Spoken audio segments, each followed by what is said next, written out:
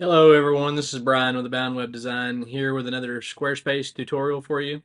Today we're going to be talking about section dividers or borders between the sections. This is something that is a newer feature. It's not new at this point, I wouldn't say. It's been out several months, but it's newer that it's built into Squarespace. You don't have to use any code to achieve this. It's right into the section settings and you can find it and use it. So we're going to go into that and I'm going to show you all the different things that you can do with your section divider. All right, so here we are on my demo website and what we're trying to do is get a divider, a border between these two sections. So we have a, straight across border here, but we can adjust that within the editor. So we'll go to edit. And so the way this works is if you want to have a divider, you have to choose the section that is above the break in the section. So like if I wanted a divider here, I would choose the section editor for this section. If I wanted a divider for down here, then I would use this one. So it's always it's always at the bottom of the section where you're going to be creating the divider. So we would go edit section there, and then we would scroll down and you have divider here, and you could just toggle it on, and you can see it automatically. It's given me a divider with, and you can see a little bit there, it has a stroke there. And so we'll just start at the top here of the divider settings. So you have the shuffle settings, and so you can just click through it and just shuffle through all kinds of different settings and see if you find something that you like. Or you can go into the back end of the settings there and start manually adjusting these things. You can also get in there by just clicking on the shape, but below that, you have your settings for stroke. So you have no stroke, so which is just the actual line there. You can see it's changed the shape of the divider, but there's no line there. Then you can add stroke. You can add a dashed stroke. But for the sake of what we're doing here, let's just make it a solid line on the stroke. And then you can control the thickness, and you can have or I'm sorry, but skip this, the color. So right now it's set on with the color palette, a shade of black there. It's a little bit lighter than the other shade of black, as you can see. I think you should be able to see that.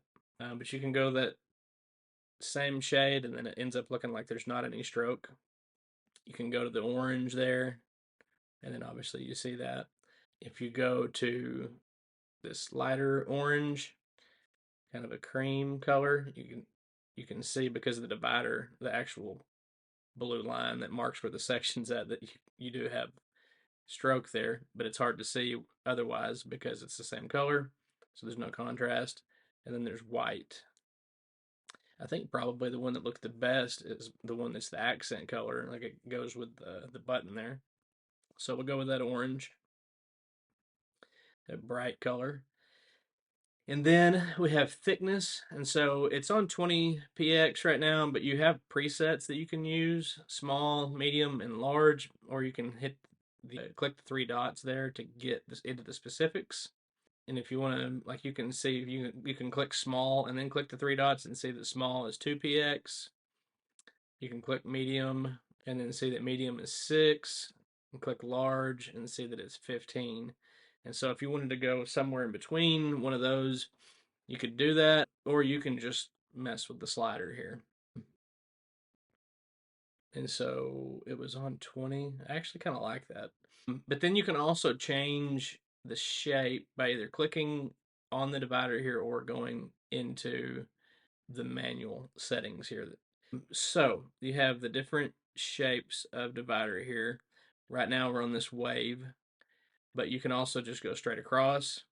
you can have the dip there with the curve all the way across, and then on you see it's the medium on the width. You can make that small and make it even look like almost like ocean waves or something. You can do large and it's just the one all the way across. Or again, you can push the toggle here and go in I'm sorry, the three dots there and get your slider, and then you can adjust it that way. And you can see those waves adjusting as we move down the slider if you want to get to an exact divider there. And then the same thing with height. It's on small right now, but you could, I mean, if you go large, you can see it's the big dips now. The height is very large there, but you can go even larger than that. You can see it gets really crazy there. Let's tone that down a little bit. Tone that down a lot. And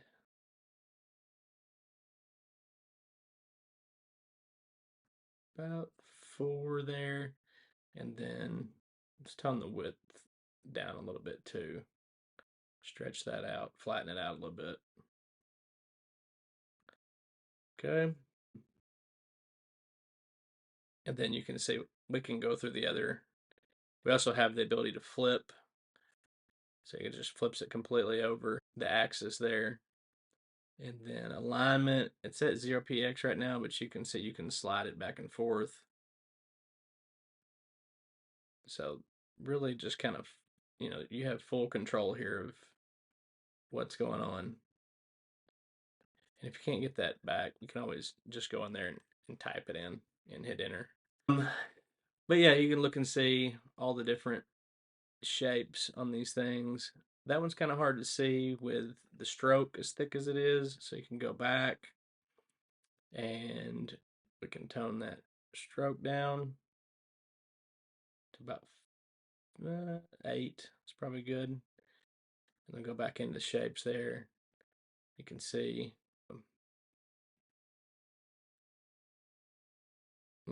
what happens whenever you change the width there and the height.